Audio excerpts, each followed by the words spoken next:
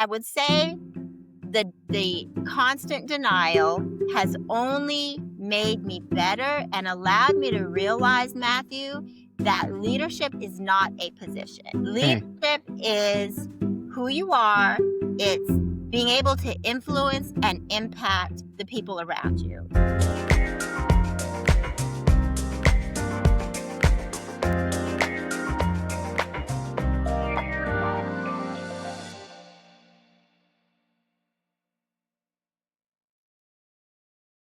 All right, everybody, welcome back to another episode of Hot Conversations with School Leaders. We've got an incredible episode today. We are joined by a trailblazing leader who has been making waves in education and is doing absolutely amazing things. Dr. Sonia Matthew is the 2025 Maryland National Outstanding Assistant Principal of the Year. She's a Maryland State Educators Association National Board Certified Trainer and a 2012 Maryland Department of Education master teacher. She's also the founder of ImagineNate, a nonprofit that creates limitless opportunities for youth to showcase their talents.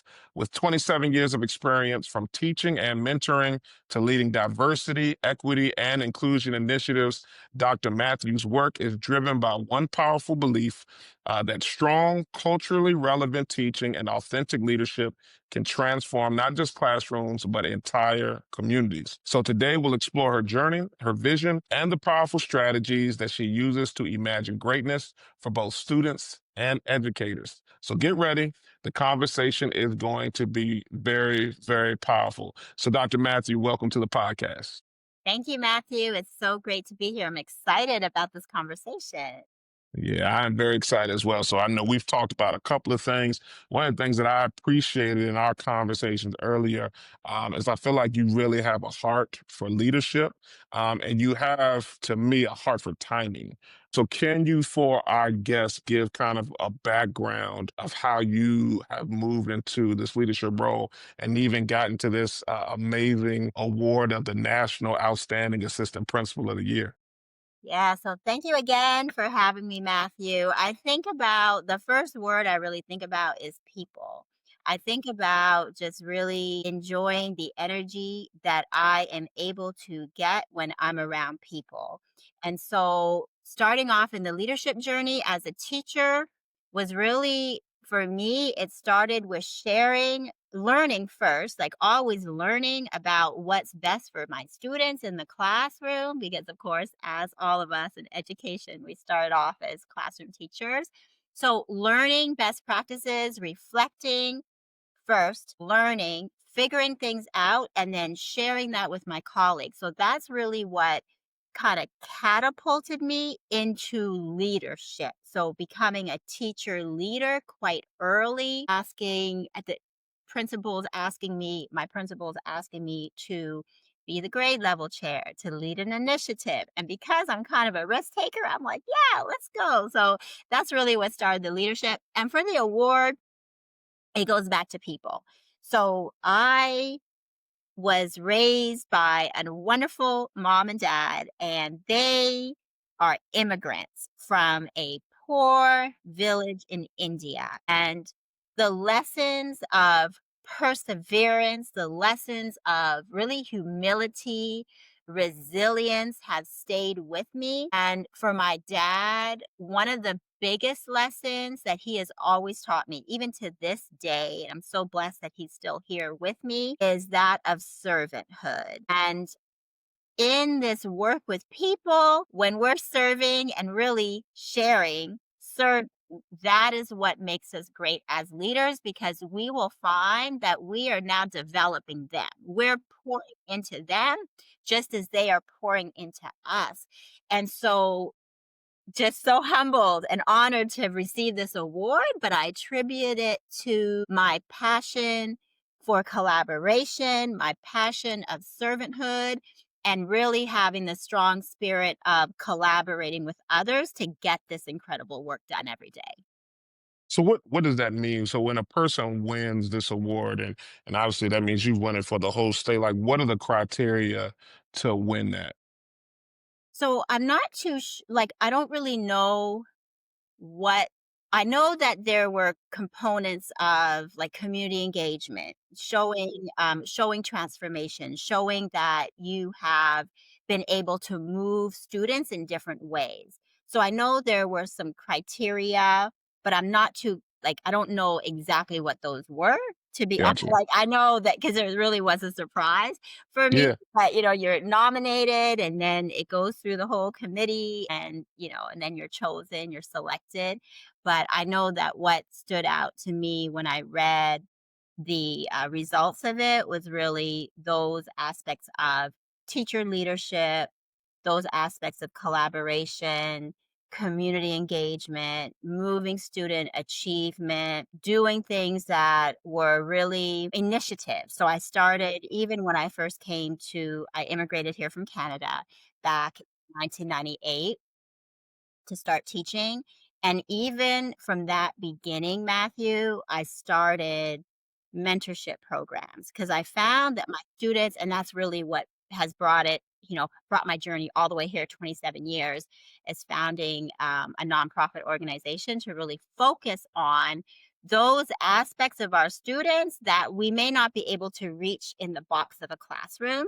So part of the award, a big part actually, was really those initiatives and going outside the box, taking those risks and showing that those types of initiatives through collaboration with others can have and do have profound impact on students and their families.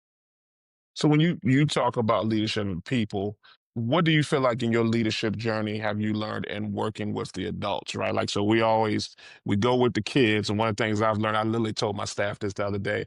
I said, every issue that has happened in the world was started by adults.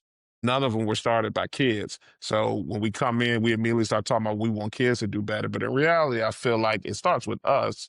If we're on point, we'll reach the kids. So, what are some things that you've learned in your journey that's like, hey, this is how I can work with the adults? And as I work with them, my leadership will how it transfer to the students. So going back to my dad, really that sense of servanthood.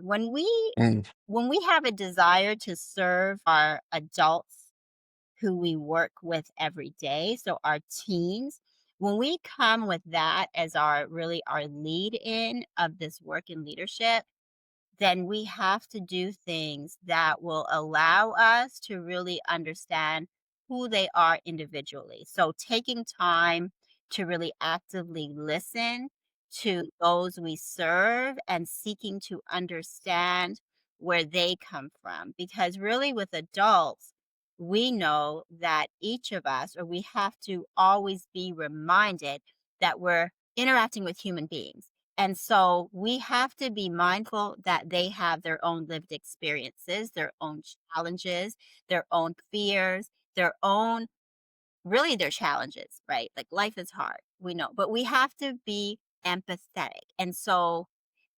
And when you have that servant desire as a leader, and you truly have that, right? You truly feel like I am a servant leader and this is why I do this work. Like I have core values, I have a belief in what people can do and bring to the work. Then I feel that you ought to want to learn about them and then honor who they are and what they bring to this work. So, gotcha.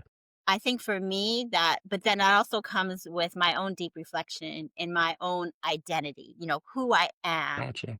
embracing my own journey, and because it hasn't been easy, and I think, leaders will show us, right? Like leaders of the past will show us that the struggles, the adverse experiences, the challenges, the setbacks, those really develop you to be someone who's empathetic, someone who is becomes resilient, someone Hmm. who is willing to serve because they too have perhaps gone through a journey that may be similar to those who are now going through those same obstacles on our teams. Does that make sense? Yeah, yeah. And I think one of the things I really want you to dive into, if you don't mind, because I know you said, you've had a journey, right? You've had a journey from where you started from to where you're at. And I think that's what makes your story so cool is that, you're moving up this ladder of leadership. And I'm not trying to just harp on the award like that's the only thing that is about you. I just think it's really cool that you have this individual who is wanting to lead and support others and serve, and I think when people do their jobs well, and I think when they serve well, eventually that's going to be rewarded in some way, right? Like whether that is I get a new position or whether there's recognition for the fact that this person is serving well. I want to know, could you go kind of deeper into your story? Like I know you started teaching, but then I think there was some other positions that kind of were in the middle before you even got into the AP role. Yeah, there's so much, and really, yeah. So this is year 27, right? Gotcha. And so as I think about my journey, I think about where I feel I should have been. Okay, so I think about that.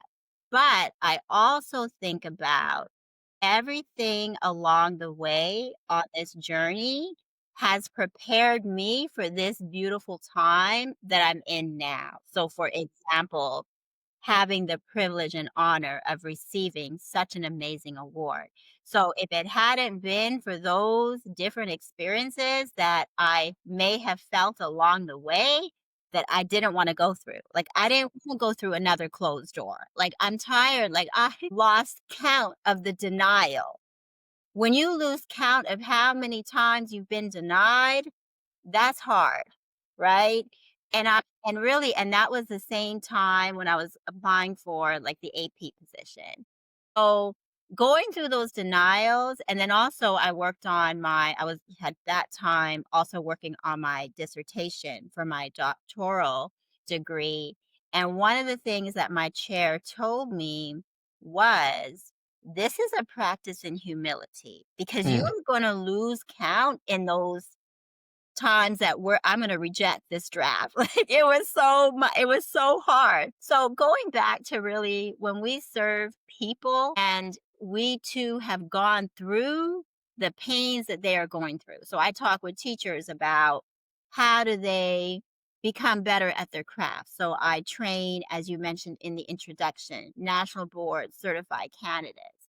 And a lot of my discussions with them center around their sense of purpose and what's inside of yeah. them, and that they too can do it because I'm no different than anyone else, really. Like, no one's smarter than anyone, right? Like, we just have different information. And it's when we are collective that we share those strengths to contribute to the power and the mission of the team. So, the question that you asked me was, go back to so like some of my experiences, and Yeah, yeah, there's yeah. so many, right? So like if I just hone in on the denial, right? Like if I hone in on that. So not getting that position that you want. So I have learned, and this is one of the things that I've had to evolve to understand. So it took me several years. And I was talking with someone today about the power of wisdom. I can tell you as someone like, say, 10 years younger than me, right? I can say to that person, "Hey, this is what you need to do. Like, you need to do this." Like, not worry so much. For example, don't worry about what they're saying. Like, just focus on getting better. Like, that's something that I have learned. And it took me about maybe 5 or 6 years to get there, right? To truly, in my reflection, to truly own it is about your own drive and abilities that you have that you can now master as opposed to looking at what's around you. Like your only competition is yourself. But if I can say that to you as someone like the 10-year younger me person, the person who's 10 years younger than me, they may not really understand. They have to go on their own journey and realize for themselves through the disappointment, through the struggle. And then when you go internally and take that time to really reflect on what is your purpose? Why are you doing this work? And how are you going to get to the point where you can embrace for yourself who you are as a leader? So that's a personal journey. That's a personal, it's a personal journey. But I would say the constant denial has only made me better and allowed me to realize, Matthew, that leadership is not a position. Leadership is who you are. It's being able to influence and impact the people around you. And so once you get there, it's a beautiful thing because you're not moved by, oh, it's another closed door. What about thinking of it as an opportunity? Oh, it's a closed door. Like, how can I get feedback to now become better? And that's, Yeah. again, the power of wisdom is a beautiful thing. So it truly, and then here's the great thing about it. If you're in a position like the position you're in as a school principal, now because you have that wisdom and that enlightenment, now I would safely conclude for myself when I get to that position, my perspective is Yeah. so much sharper. So I'm going to take care of myself, right? I'm going to, because I've done that for all these years as I've really done that internal work. And I am going to now be better for those I serve because I've done that work. And again, not looking at the things that are happening around me, but what is my strength inside? Like, I've surrendered to my purpose and Mm. I'm very clear on that now. So, and like you said, and all of a sudden, things start happening. So like you're being recognized. Wow, because you're being authentic, you're being true to who you are. You're not taking things personally. No, it's not about that. You just weren't the right fit. It's not your time. Yeah. So what has made you so resilient? Because I had a lot of opportunities to get things and I would apply for it, and it is the same. Doors were shut. And I'm like, hey, it was a very humbling, like you said, experience because I thought I was ready. Thought I was ready. I'm good. I got this. And then, especially in your life where you feel like you haven't had to work as hard sometimes to get stuff, it just happens. And then when you fail, it is a gut check. Like it is like, what's wrong? You start off saying, what's wrong with me? And then I would try again and I'd miss out again. And then you try again and you miss out again. And so you either get to the point where you just say, I'm not going to do this anymore. Or like you said, you just keep trying and find different avenues and continue to grow. And then you finally get to that point. Like, where did that resilience come from in yourself? And I think, what would you share, a couple of things you would share with an individual who is failing, that at least they would call themselves failing? So the first word I think about, Matthew, is reflection. Okay. You got to take that time to be still. Even if you're not really thinking about whatever it is, you're still. You're still. You're intentionally still. And for me, it's been reflecting about, again, my purpose, knowing what my dad taught me and what he continues to tell me is you have to serve, you have to be a good person. This is what I went through, as your dad. This is, your family, like all of that, all those lessons. So, and because my parents are actually in Canada, I don't get to see them, right? So I don't get to see them often. I go back every 2 months or so, but that keeps me going. So being grounded in my purpose and really surrendering to that, that keeps me going. Initially, it was a lot of tears and reflection. There's been just the right people at the right time who have come into my life to really pour into me, which then solidifies for me the responsibility of now pouring into others, right? Right. That I Yeah. have to. When people say it to me, they're saying, "Hey, thank you so much. Like this means so much." And I say, "Hey, the best thing the way you can thank me is to pay it forward." Yeah. And so, but it's a journey. I'm constantly reading. I'm constantly, like, one of the books I have right here. This is called Leadership and Self Deception. Talks about getting out of the box. There's another one that look, these are the books I'm constantly, I'm just gonna put these up there. Yeah. Stoicism, Okay. Nelson Mandela. Mhm. I've got tons. I've got look, leadership, leading. Was it leadership on the line, Think I've seen that one. staying Yep. alive, the dangers of leading. I mean, there's so many things. Podcasts, and I'll tell you what. In 2015, so that's almost 10 years ago.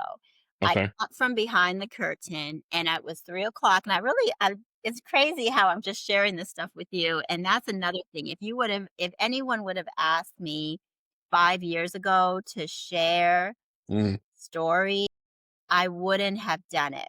I yeah. wouldn't have done it.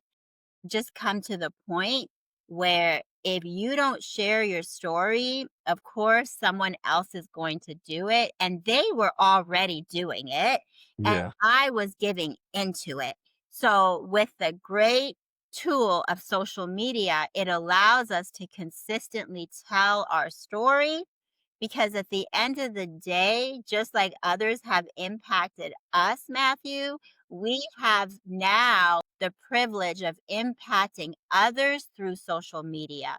So, and what I mean by that is just telling people who you are, what's your leadership style, and what do you stand for? And you will find that others will connect with you if you engage them on social media. And that does edify you as a leader. I remember 2015, I struggled with doing it. I remember my Twitter account said Sonia.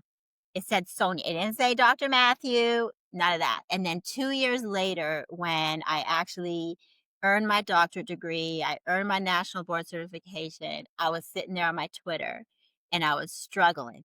I didn't want to say Dr. Sonia Matthew, MBCT. I couldn't do it. But through, again, my reflection and encouragement from others, I got from behind the curtain, Matthew, and I put myself out there.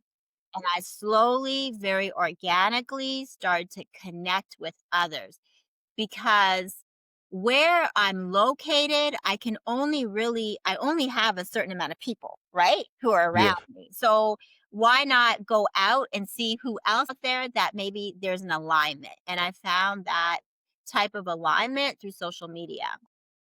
And so that was where my PLN started. And I would respond to people, I would comment on their blogs, just even liking their posts, like that type of engagement really was reciprocated. So I found that place of kind of security, if you will. And as I did that for the last 10 years now, that has also grown and has really helped me feel that sense of confidence.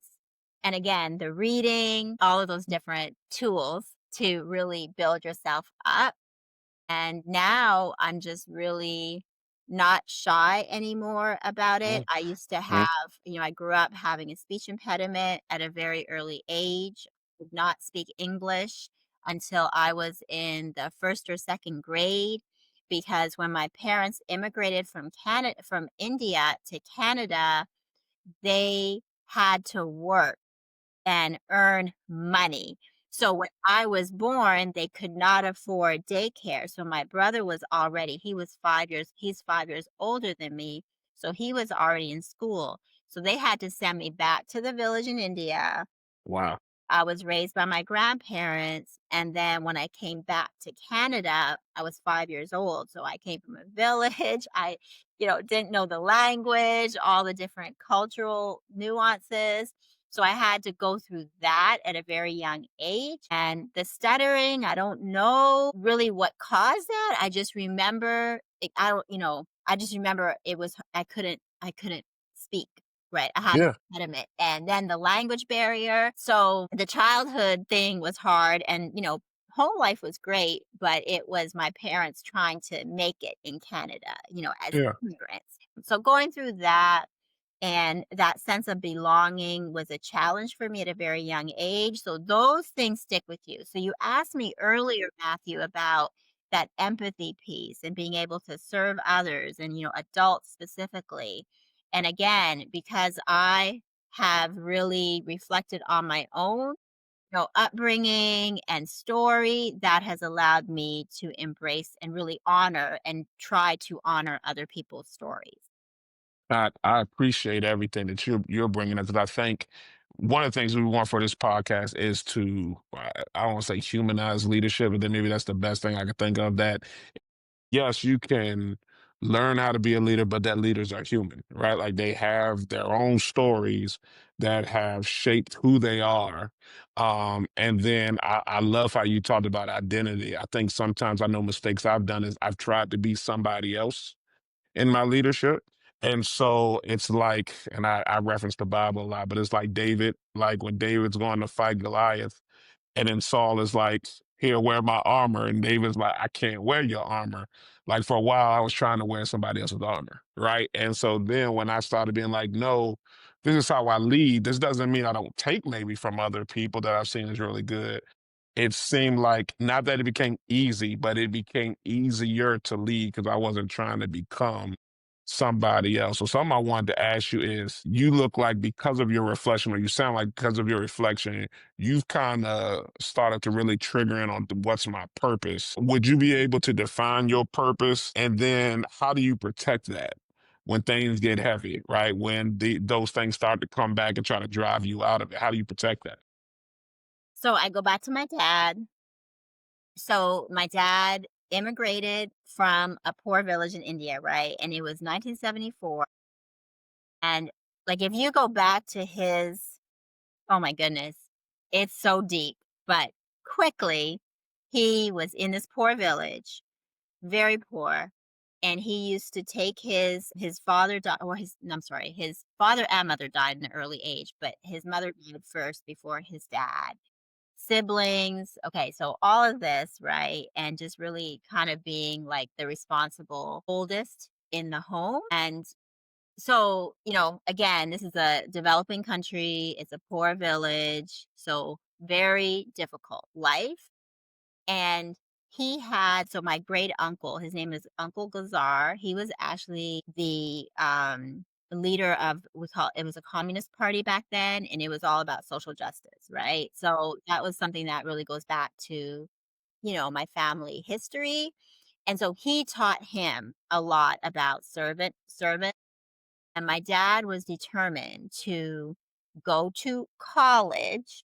So he would have to work on the farm and he would go to college. He would take his bicycle and go 10 miles to college, back to college, to the city, and then come back, and there's no lights, like, I mean, the stories are just mind-blowing, and then he would come back and work on the farm, and he did all of this on his own, so he acquired a position at the university where he was able to pay and just save all of his money, and so he actually married late. So in India, in the culture, you are to marry pretty young, like mid-20s, and for the women, it's young, 20, early 20s.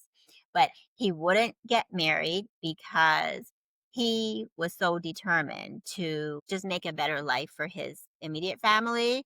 And then through custom, he married my mom, who's actually 10 years younger than him because, the women, like the young ladies, and he was well sought after. But he's like, I'm not getting married. Like, I am on this grind with this goal that I have.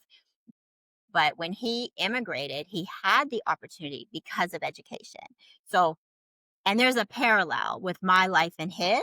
So, not so like not as difficult, right? Not as but there's a parallel. So, he came to Canada, immigrated, he had his master's degree in economics and English actually, but he still struggled trying to make it in Canada because, there's a difference in the degrees or what have you. But he came and the struggles he went through, shares that with me all the time. And that's what I hold on to. Like, it is to honor his legacy, really. Like, I'm living that. And the only reason, even now, like, my dad has dementia. And when talk with him, the first thing he asks about is, "How are you doing? How are the grandkids doing?" Like, and he speaks a lot about why he came to Canada.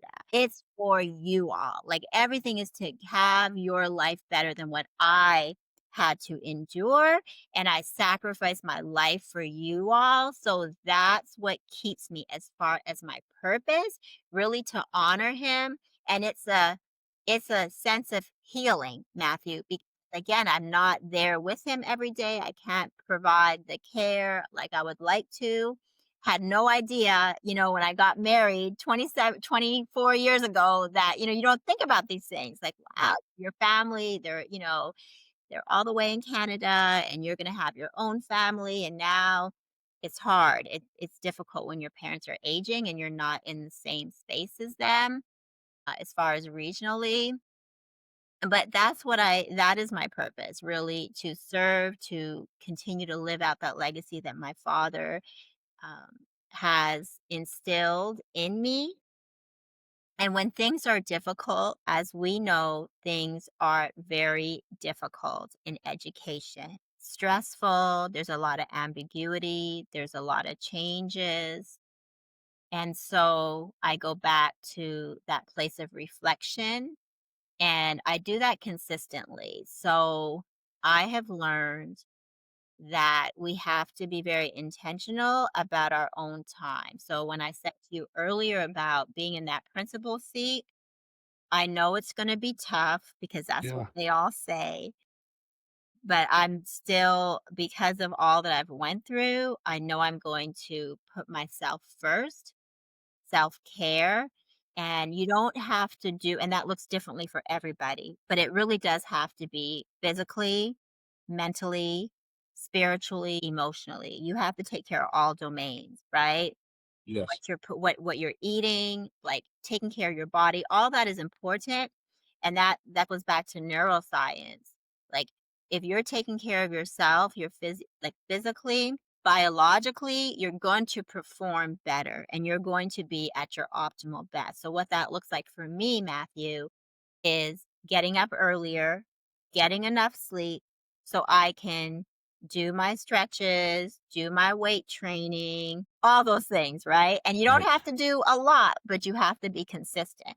You have to be consistent. If you do a little bit every day, it becomes a habit. And that's important. So I hope I answered your question. No, you did, and you do a great job of segueing into what the next thing is. First off, I want to tell you your story is very powerful, Thank right? And so I know you talked about you didn't want to share it at first, but I definitely think your story is a story that needs to be shared because it's a ton of people who, thank you. even if it's just to encourage people to share theirs, right? Like because there are people who have gone through some things, and people need to hear the struggles because sometimes you think you're in it alone, right? Especially in this leadership journey, you think you are in this fight by yourself, and you don't realize it's a ton of people who are not only have gone through it, but it's a ton of people who've actually won, right? They've gone through it, they've learned a lot, they're now on the other side, and it could be very helpful. Like one of the things that you just brought up, and I saw when I was going through doing some research, you have this SEL certification, and it's like focused on adult wellness. Like, one, where'd that come from? I know you kind of started talking about that with adult wellness, but for you as a leader and what you're seeing in the people that you serve, like, how do you implement that in your building and in your service? Determined to put people first. I'm determined to make sure that we take care of people because I know how it feels firsthand to not be valued for what I bring to the table. Right. And I say that not because that's happening now, but when I think about my journey and being ignored or feeling like a token, right? Like feeling like I don't belong, like those things are very, very real. And I don't ever want to I don't ever make anyone feel the way that I felt in my journey. Now, we can go back and say, well, I am better because of those different Yeah. experiences, and that's a great thing. But if I can help, like you said, going back to impact, if I can do something to give you a resource, to give you an understanding of how you can be better for your students, then that is what I'm going to do. So with the SEL certification, I want to be able to give people like the science behind how we deal with the constant problems we deal with every single day. There's problems, okay? There's problems of practice. We have, instructional issues. We got to now go back and figure out, like, how do we reach all these different learners in our classrooms? How do we reach learners who have gone through a whole array of different traumas and come from different environments? Different learning needs. I mean, it just goes on and on and on, right? Families. Like, we have teachers who are not comfortable reaching out to certain families because they may have treated them a certain way. So, for us as leaders, we got to understand that at a deep level. We have to model that type of service to our families, to our to teachers, students. So the SEL certification is really being able to learn as much as I can and being able to have strategies in my toolbox. One of the things, like one of my principals back in, and I still talk with her all the time. Her name is Dr. Judy Adams. That was back in 2010 when she was my principal, and she really has shaped a lot of my beliefs as well, like tapping me on the shoulder for different things. But one of the things that she has always has done is build leaders, always building others up. And it just, when you have that, like everything hasn't been negative, but when you have people, leaders in your life who have shown you the way, it's such a great feeling because you feel empowered, right? You feel empowered. You feel like I have value. Like this is great, And so I want to be able to do that for my teachers. And so that's why being constantly learning, earning certifications is important. And that takes the focus off of all the stuff like, oh, why did I get this position? Or why is this happening? Or why is this person like all that external stuff is going to drive you crazy. Going Yeah. back inward and working on yourself. Self-improvement, learn, understand, like this book on stoicism, these principles, this is great. This is great because it's teaching me, it's helping me understand, when people are reacting a certain way, it's not you. It's really what's they got going on. And so it goes Yeah. deep into that. And this is like, philosophy. But really keeping myself in that. So, like I said in the beginning, I've always been that learner, and the more I learn does kind of give you those tools to be able to do this work and to do it and just to get better and better every day. So what do you feel like are your, let's say three, what are your three non-negotiables with leadership? I kind of want you to say the three and not use service, only Okay. because we Yeah, know that's one, right? Like for that's one. you, Yes. servanthood is just it's a non-negotiable. This is what I do, right? People are what I do. What do you feel like? Let's say you two more. What are two more non-negotiables for you in leadership? So definitely passion. Okay. I'm going to I am going to always be I love education. I love Okay. talking about it. Like, my husband laughs because when I'm talking to my friends, they're mostly educators and we talk about education. So Gotcha. definitely passionate. And then collaboration. This Mm, work, you cannot do this work alone. You have to have a team, and you have to be mission driven together and know as a leader what are the strengths of each of your team members and how can you do this together. Like, what is it that you're going to arrange and what is it that you're going to create in this team dynamic to make sure that the mission gets accomplished. Don't take it all, and don't take all of that and just try to do it all, because like I said earlier, and that's something that Dr. Adams always has said about leadership, the answers are in the room. So we have to be collaborators. that the Yeah. answers are in the room. I like that. So with all the work that you've done, so you're national board certified trainer.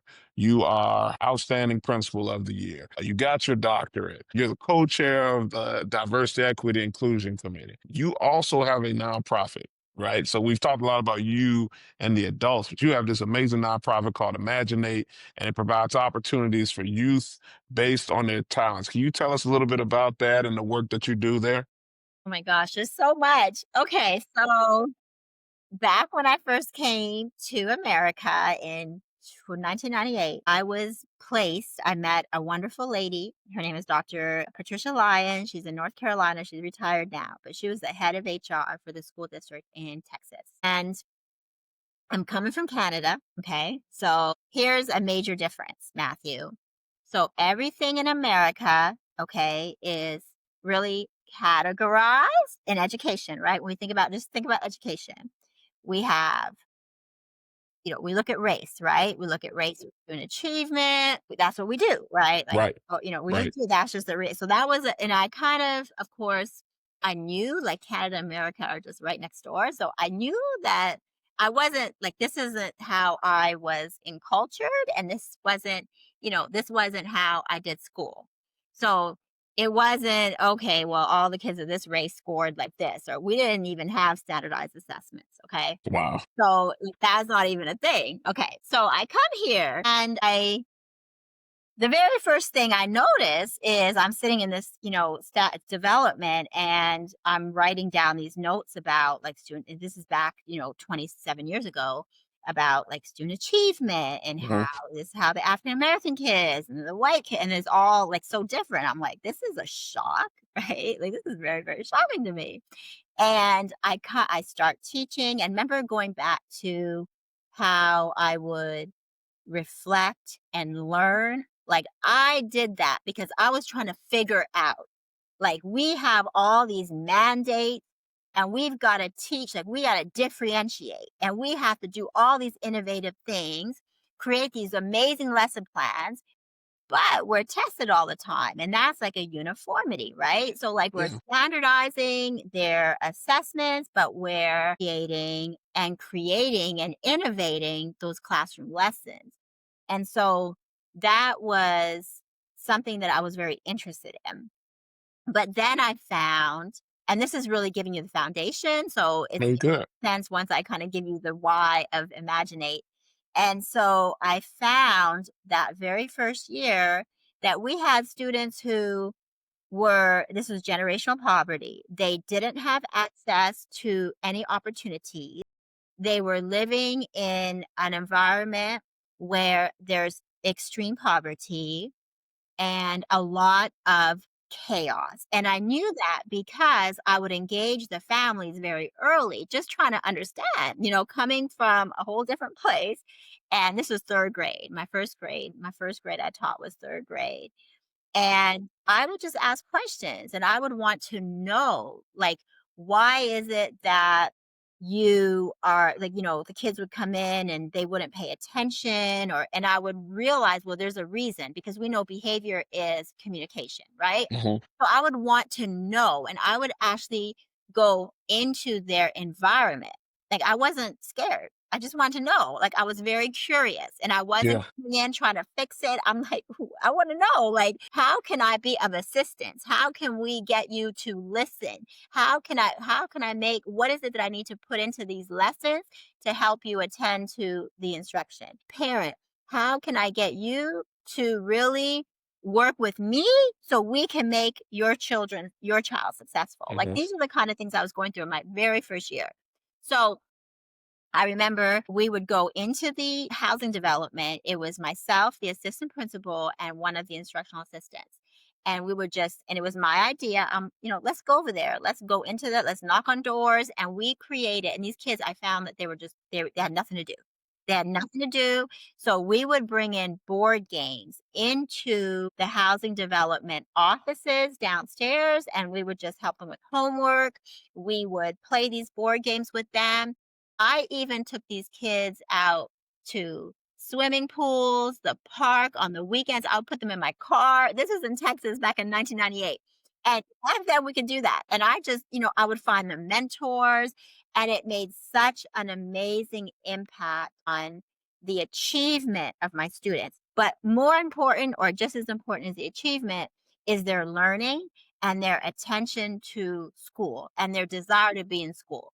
So that's what we found, and that was my first year. And that thread has really has carried through all the way 27 years later. So when I was in the classroom, I made sure that my parents were a part. They were partners in what we did in the classroom. Like I had them, I was texting them. I had like a texting app. So I would send out, text messages about what's going on in class. I would have a website every week. I would update it at the same time. I was very communicative with my families.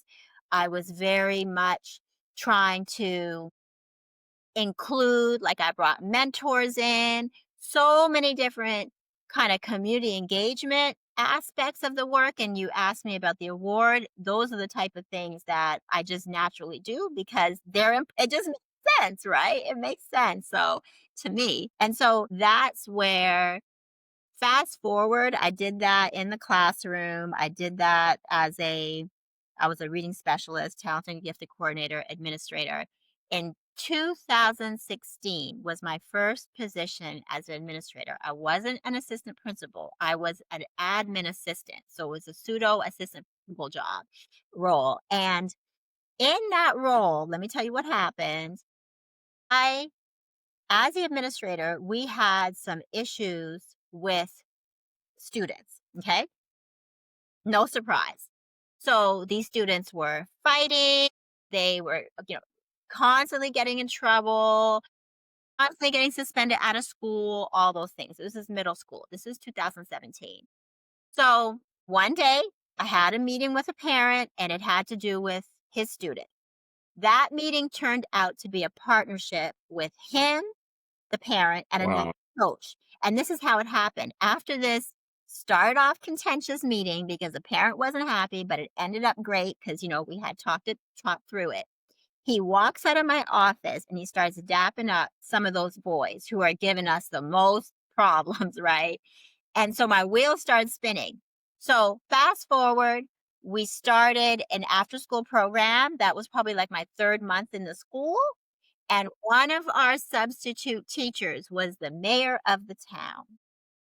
And I didn't know she was a mayor. I was just, this administrator dealing with subs, which was a monster, like trying to get these sub positions filled.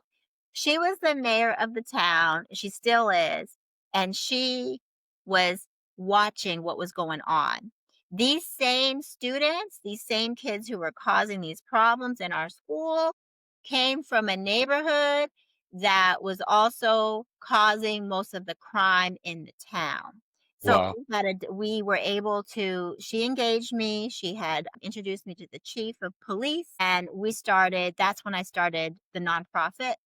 And so we created some amazing things. So we actually had tons and tons of funding that we got from the state. We have a local community center. I'm no longer involved with it. I'm doing some other things with the nonprofit, but it's a lot. But all of this to say, here's the point, Matthew. Here's what I want people to understand. You have to be, going back to what you said, Matthew, you have to be yourself. You have to walk in your gifting. So Yeah. I'm going to shout out, I'm on this little Instagram group and I'm going to shout out Dr. Andre Townsell. He is a superintendent and he has a community on Instagram. It's called the Bar Raisers Community. He sends out little messages. So today's message that I received before going onto this pod, this is what it says. Your light may not reach everyone, but it will reach those who are seeking it. Mhm. Trust that those who need your light will find it, and through them, your light will spread further than you ever could alone. Raise the bar, keep shining. So I just want to tell everyone, in light of our conversation, as a leader, you have to be true to who you are. And if the effects of that is that you don't get that position, then that position may not be the one for you. And even if you do get a position that may not be the right fit, there's always a reason you're in that season to learn and to grow and to become resilient, to become more humble, to become more empathetic, right? So nothing is of waste.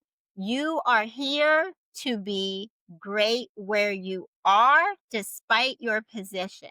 So the nonprofit organization really happened organically, really. And it's been such a fun journey. It's a lot of work, but it's fulfilling because I see that students, young people are being affected. And I believe one of your questions is an example of that. I give you an Mm. example of that Yeah, one yeah. student. Okay. So his name is Desmond Rozier. Shout out to Desmond. Desmond is one of my students. He just graduated from Howard University, but he was at the middle school where we started this work in 2017. And his uncle was actually shot in that neighborhood. Mm. He was very tied to not only what we were doing at school, but he was also very tied to the community center because what happened was we had what the mayor did was we actually used a building that was donated by the mayor's office and we had a basketball court and it's still there, it's still operating, everything. And so that's where the students, they had now access. They had access to that opportunity, those activities, right? Just like in the classroom back when I first started. Like, how can we give them access to opportunities if they don't have them? Like, that really should be the function of this community school. Every school should be a community school, right? So, going back to Desmond, he came back to me right after George Floyd had passed, and he told me that he wanted to shadow me and he had some questions for me. This is before he went to college. He was in his like senior year. And I coached him. I told him, these are some things you need to do, et cetera, et cetera. And one of the things I told him was he was upset because he was not allowed to go to DC. I'm out here in the DMV area outside DC. So I reside in Maryland. So he was not allowed to go over and participate in the riots, right? So I told him, "You have a lot of passion and you have the ability to Mhm. do your own thing in this town right here, the same place that you were born and raised." And so, sure enough, within about 5 days, Matthew, he led a rally of over 300 people. And it was amazing. And again, leveraging, the mayor, the chief of police, and other contacts that I was able to really build in that time. So he is just a major success story. We just had a youth summit on mental health and it was focused on social media. He was one of my panelists on that panel for this event. So that's just one success story, but this is why those success stories are important. Going back to what we said, we have to build leaders because that's a multiplication that is happening now. Because the more we take our gifting and Mm. encourage others to walk in that gifting, to walk in that light, they can now do that for others. And we can come back and, just be very well pleased because you and I are not going to be doing this there's Right. people coming behind us. Right. So that is our responsibility. So he is one of my many success stories in this work. And I'm able to see that. And I think as educators, when we truly know our purpose and what we're here for, and again, have surrendered to that, then we can see that every day. And there's no position, there's no promotion, there's no check that or advancement of check that is going to give you that sense of satisfaction and just, yeah, satisfaction and fulfillment that touching a life will give you. Gotcha. That was really good. One of my last questions was before we go, what's one piece of advice you leave? And I love be yourself, right? Like and I love the quote that you just put too, like somebody's looking for your light, right? Like, so you may be the person who has 5,000 individuals coming for you. You just have one, right? You are a light to that young man. And with that, that young man was able to do something that was extremely powerful. And how much did he learn about himself in that situation to say, like, man, I can lead a community, Yeah. to do something. So, like I said, I think your story is absolutely powerful. I love the fact that you're sharing it. And I appreciate you being on and being able to do this with us today. I got some quick fire questions for you. And I'm very interested in your answers. This is one of my favorite parts because I learned so much. Now, you already gave us four books, right? But one of the first questions is, what is one book you feel like, if I'm going to get into leadership, especially school leadership, I need this book? Get me this book over here. This book, Okay. hold on, I'm gonna have to, where is it? I hope it's down here. Ay, ay, ay. Let me get it. Oh, let me see. Let me see. Let me see. Oh, here it is. Okay.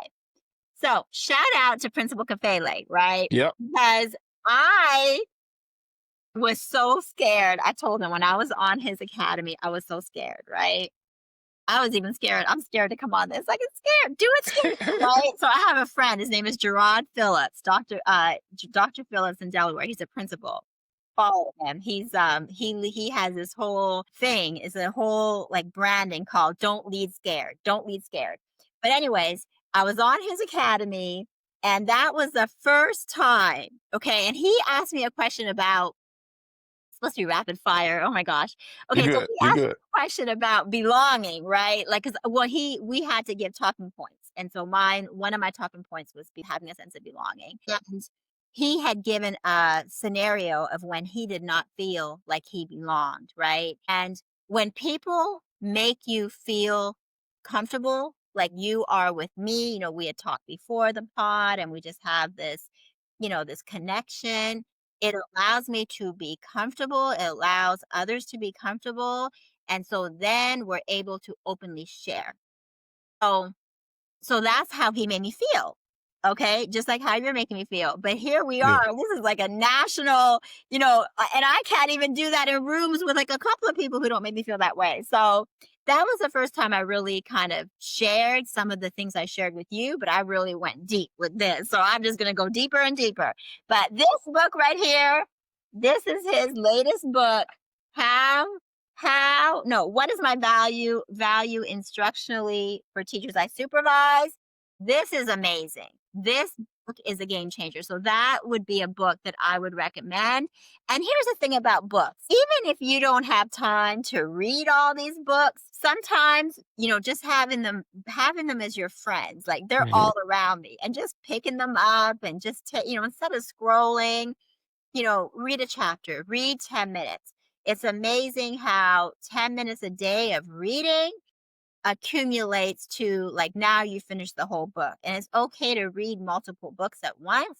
And the other way to kind of get it in as far as knowledge are through podcasts or through books that you can listen to and not have to read, if that's something. So just be mindful of that. So that's just another piece of advice for our listeners.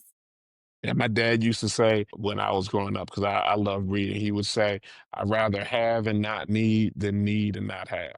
So he would always say that about books. So it was like, I'd rather have a bunch of books. I don't really need them, but I do have them in case something comes up.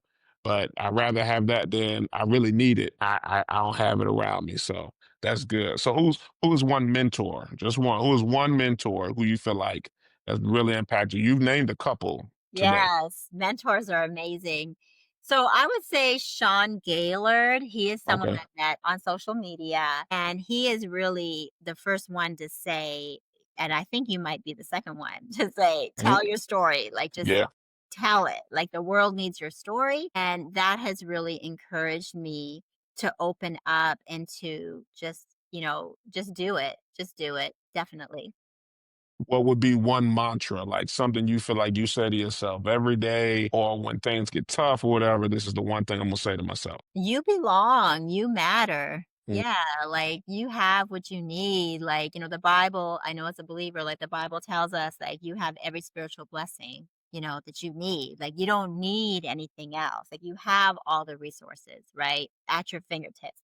I don't know what Right. we're gonna do. I thought Google was amazing. Now with AI, like, oh my gosh, like, Love AI.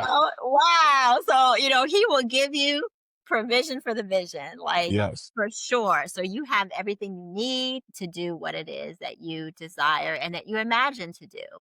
Yeah. I love it. I love it. What is one mistake that you learned from? Like something that was really impactful for you that, you took that, you reflected as you talked about, and it really helped you in your leadership journey.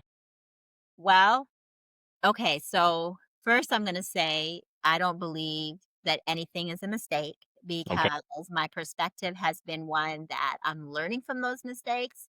Mm, But if I was to be in this ideal world where there wasn't the power of wisdom, I would say to believe in myself earlier, mm. right? But as I get older, and I'm very proud to say that I just turned 51 and I'm a Leo. Yeah. I'm a Leo. I'm proud of that as well. And I never would have thought like 10 years from now, like 10 years ago, would I actually like be happy to say that I'm this old, right? But even I'm not gonna say this old because it's a privilege to age. Yes. Uh, you know, that wisdom is really a gift, and being able to share that through those mistakes, this is what I've learned. But if I was to say again, like this ideal world of being able to get whatever I was supposed to have earlier or whatever that is, I would say to believe in myself earlier. Gotcha. That those positive affirmations, speaking life to my into myself, like you mentioned, the mantras, that is very important because in order for us, Matthew, to really break down all of those voices, like to erase those voices around us, we have to listen to what's inside of us and what we read, what we listen to, what we view, what we tell ourselves is what our mind is going to really register, right? And there's scientific evidence, like your brain cannot tell the difference between what is real and what is imagined, Right. right? So we have to really understand that as we think about just our mistakes. Like, yes, that was yesterday, but now how are we going to become better despite? And again, don't I know, rapid fire, but don't get in the way Yeah. of, whatever you're supposed to have on this journey, you're going to have. Like, don't get bogged down with, well, I'm this old, or I was supposed to have this then.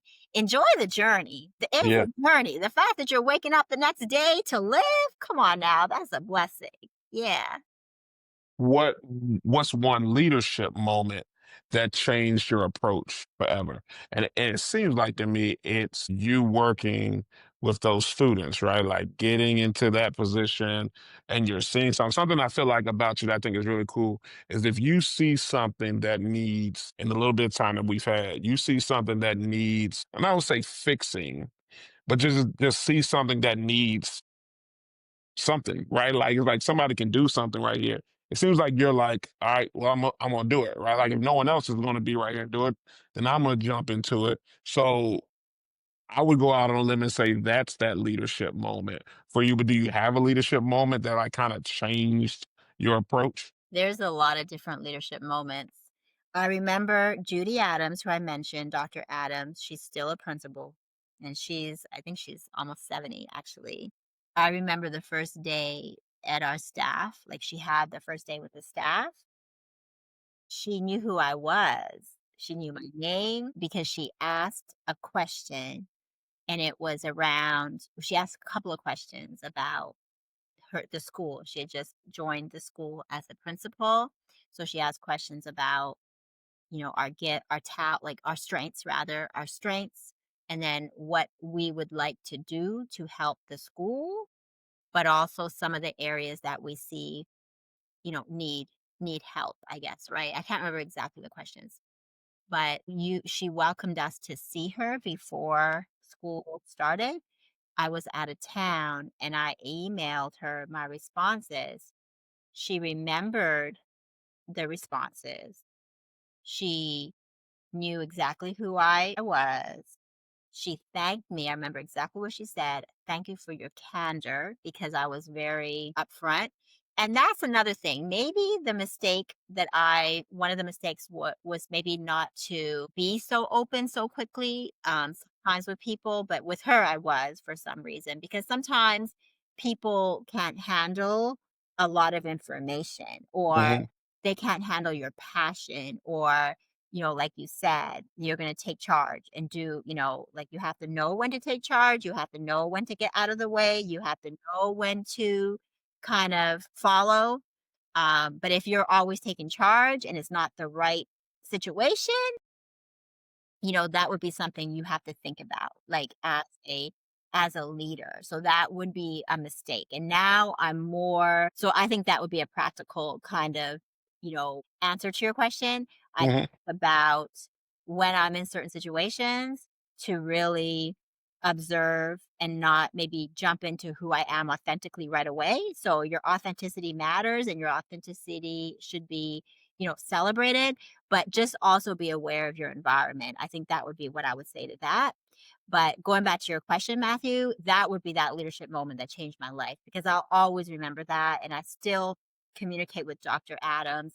But the fact that she knew who I was very, very powerful. And that was back in 2010. Yeah. And that speaks to what you talk about people, right? Like Absolutely. she saw you as a person, Yeah, and just not absolutely. some other person who just worked here Yeah, at the building. Yeah. absolutely. Last one individual you think would be great for the pod. I always tell people, but it's got to be somebody you can help us get. I can help you get. Well, I gave you two. So Dr. You did. Phillips, Don't Lead Yeah. Scared, for that reason. Okay. I think that would definitely inspire people not to be scared. And Jeffrey Monroe, he is a principal out in Tennessee. He is someone who has led us through really the adaptive leadership. We tend to solve technical problems sometimes, well, adaptive problems that are deep rooted, but with technical solutions. And he's one that is really people first and people oriented. And that really inspires me. He's another mentor of mine who really helps me through this journey. So I would say those two individuals. Awesome. Awesome. I appreciate it. Where can our listeners find you or follow your work? Okay, so on X is Dr. Sonia A. Matthew. On LinkedIn, it's Dr. Sonia A. Matthew. And on Instagram, it's Youth Doctor. Okay.